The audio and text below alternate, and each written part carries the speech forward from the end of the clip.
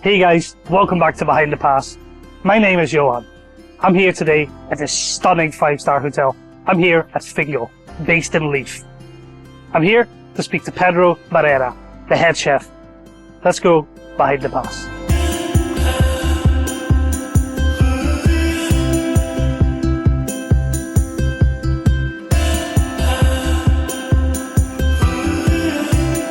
Good morning, Pedro. Morning, Johan. Thank you very much for the invite and coming on this beautiful ship.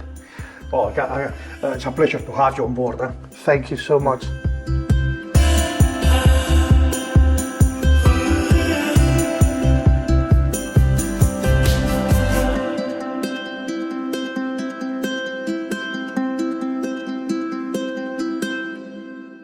Could you tell me a little bit more about Fingal, what it is and what it was before?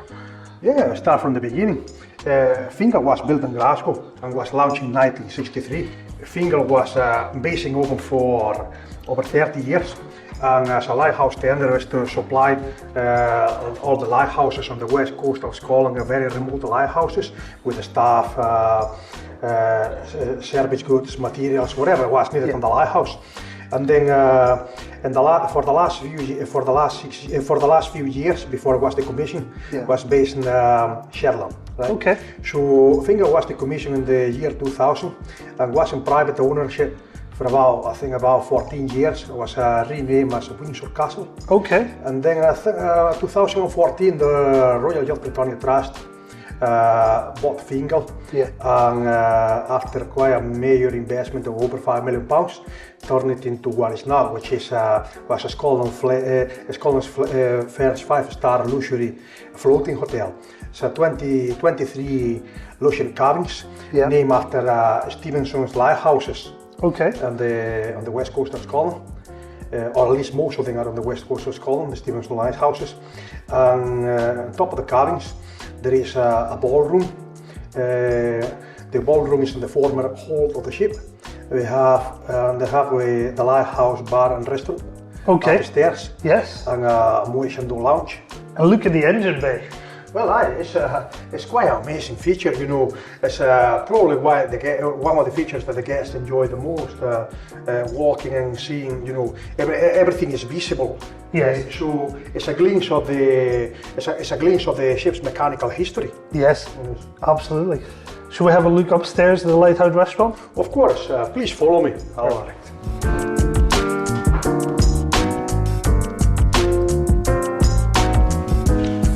Well, Johan, welcome to the Lighthouse restaurant and bar. Quite bright, and the deco is maritime art deco theme. Yeah. You know, so it's all very nicely thought through. We do breakfast, afternoon tea, and dinner here.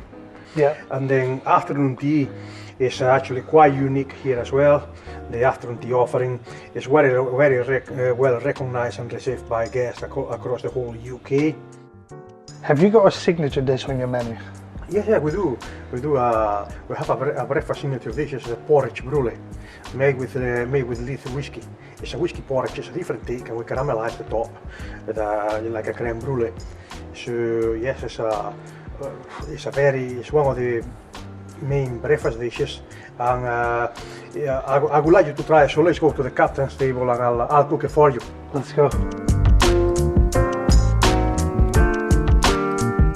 You're gonna do, you know, for the porridge brulee, have the porridge oats, 50 grams, about 20 grams of the mineral sugar, a shot of Leith whiskey, and 80 milliliters of double cream, and 120 mils of milk, full fat milk. Okay. Obviously, if you like more sugar, you can have more sugar, and if you like more whiskey, you can have more whiskey. Absolutely.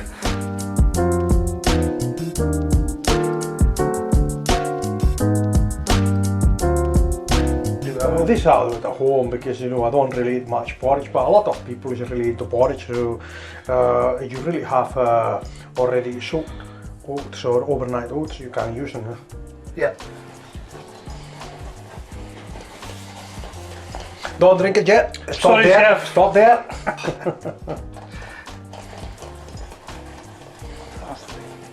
Johan, since I prevented you from drinking that whiskey, I'll add it in. Oh, and then you can have it in the porridge. Perfect, thank you. Smells delicious. Oh, it smells, yeah.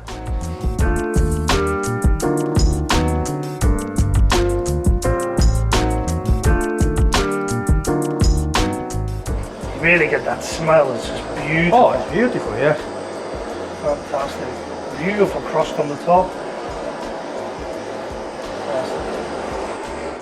So that's us. Wow, that looks amazing. So this is our signature porridge brulee. Thank you, Chef. It's one of the most popular dishes at breakfast, and I'll serve it to you to enjoy. Perfect. Well, thank you so much, Pedro. It looks absolutely amazing. I can't wait to taste it. Well, I hope you enjoy it, but before you start, let me pour you this miso and apple and miso juice that I made as a perfect pairing for the whiskey porridge brulee. Okay, I'm gonna dive in. Oh, you can hear that crunchiness on the brew. It's fantastic.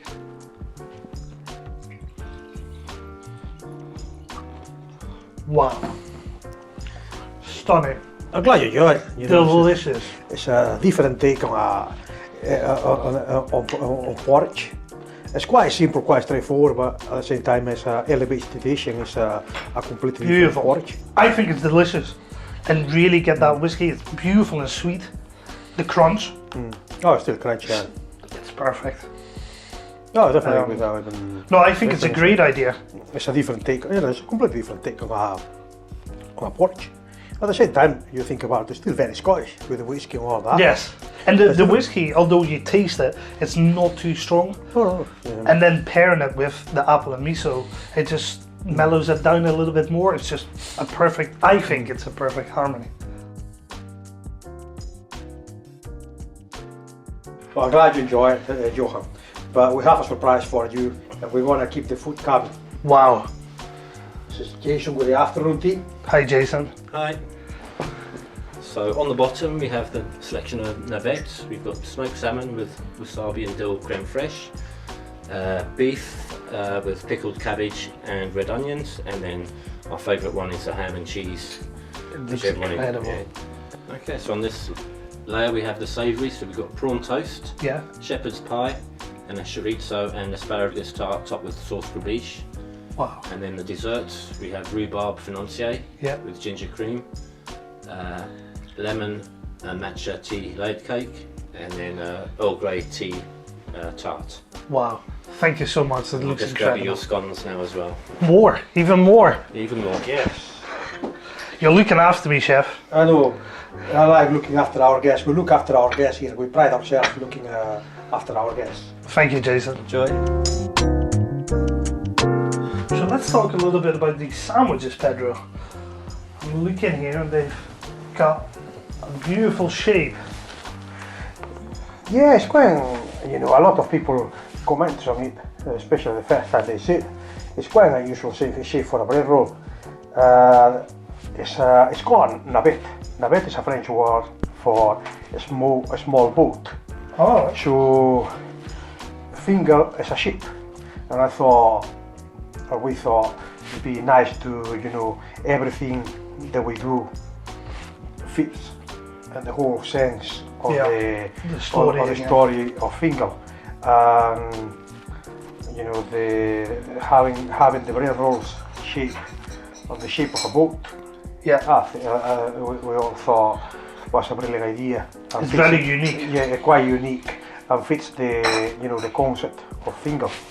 And the Fingal afternoon tea is one of the reasons why the Fingal afternoon tea is quite unique as well, because, you know, we do things, we do think everything we do through. Yes, Yeah. exactly. No, it's beautiful.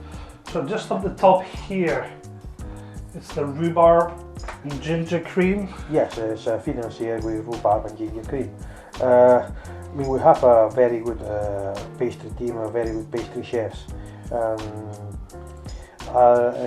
I deal mainly, or we deal mainly with the you know, with the concepts of the savory dishes, where the pastry team, they deal with the sweet, you know, the concepts of the sweet dishes, of the sweet part of the afternoon tea. This is delicious. I think you need to come more often, Joe. Huh? Bring the family. I'll check if I'm allowed. You need to bring the family so you will be allowed all the time. This is so beautiful. Soft, moist. Is there some lime in there as well? Yes. Really taste that. Yes, there is some lime and some citrus elements on the cake. Yeah, it's incredible. It's beautiful. Can you tell me a little bit more about the early years? How you got into hospitality? Well, I mean, my early years, I was brought up in a farm in Galicia, northern Spain. So many people say the childhood is the motherland of any human being. And I think it's quite true. It kind of defines your later life and your character, and the way you see life. So yes, my childhood, was in a farm in Galicia, where I grew up, and in a very green landscape, very similar to Scotland or Ireland. Went to high school, I went to university, and after I finished university I decided to, that was in 1999, I decided to come to Scotland just for a month, basically, at the beginning to learn English, and I'm still here. That's 25 years ago. Yeah. And in my early years I never thought, I always liked cooking. So my mother was a great cook. It was my father, my uncle, in my house everybody was quite a good home cook. Yeah. And so since my early years I always liked helping with cooking and family meals. Eventually I'll end up cooking family meals myself. As my parents sometimes will be me doing it. 3-course family meals on Sundays. But I never thought of pursuing hospitality or cookery, being a chef as a career. More like I came over here, as I say, to learn English, and I ended up having my first job at Gary Road's restaurant. It was back then in 1999, year 2000 actually, year 2000, in Rose Street, just opposite to Jenner's. Yeah. Was a newly opened restaurant, so they were recruiting staff for every single position, and I got a job as a waiter, but my English wasn't that great, so I ended up being like a food runner. Yeah. And I was in the kitchen all the time, polishing cutlery, polishing plates, that kind of sort of thing, and then running the food during lunch and dinner service. Yeah. But I was all the time. I wasn't behind the pass. I was on the other side of the pass, so to speak. But I was very good at keeping an eye on all the details, and during these services sometimes the chefs will forget an item, a wee item on the plate or something like that. I was pointed out, "Oh chef, by the way, you forgot to put a Parma hand crisp on top of the moonfish. Or by the way, that duck needs the lemon oil around," that sort of thing. And so eventually one day the head chef said, "Oh, by the way, and you have an eye for detail. You always ask a lot of questions about cooking. I have a position as a commis chef. You think you would like to try?" I thought, yeah, I'll give it a shot, see how it goes. And it's the first, I moved into the kitchen, and I started. I was a commis chef on the garnish section, working under a chef de partie. Yeah. So my tasks were very basic. So making mashed potato, green beans, and cauliflower cheese.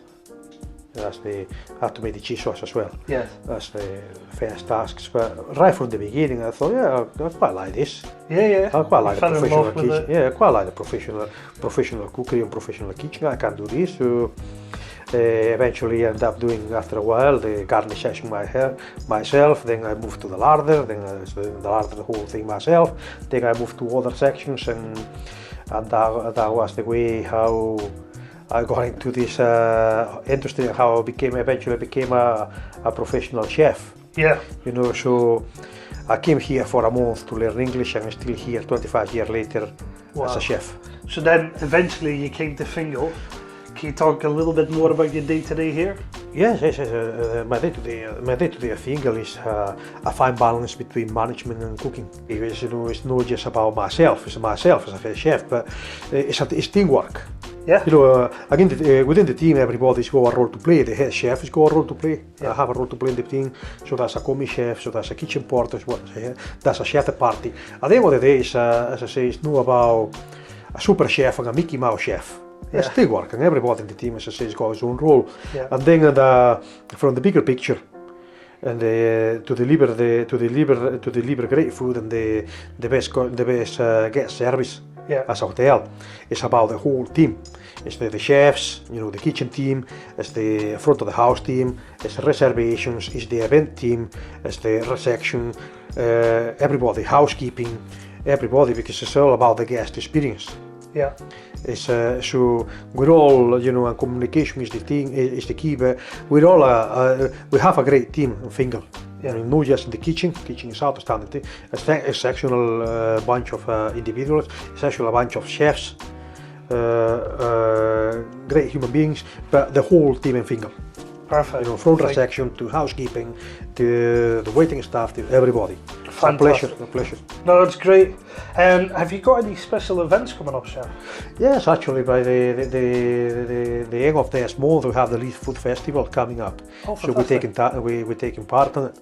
Can you explain a little bit more? Yes, it will be a bit. Well, all the details are still coming to me. In fact, we have a photo shooting today, and I'm flicking through, you know, and reading through all the details and the fine print of it. But we will be doing some cooking demonstrations and some dishes in the Leith Food Festival. Well, that's great. I think we have about one of the demonstrations is about 40 minutes. Yeah. To create a dish in front of an audience. So yeah, I need to see. I need to just you know, develop the dish that we want to do, and see. We need to take some chefs with me and the equipment that we need to take, and see, have a look at the venue. And but as I say, I'm going through everything. And probably by the end of the day, I have everything worked out. For the young chefs, what one bit of advice would you give them? I would say keep humble and keep developing your, you know, try to develop strong foundations and work on your developing your skills, and you know, keep your head down by working a strong mindset, because this industry is quite demanding, physically and mentally. It's not as glamorous as seeing on TV. Yeah, you're right. Well, thank you so much for today, Chef. You're very welcome. It's a really pleasure to have appreciate you your on time. board. As I say, you need to come more often. I will. Yeah, I'll give you something to bribe your wife. Oh, fantastic. She would love that. Thank you. Very welcome.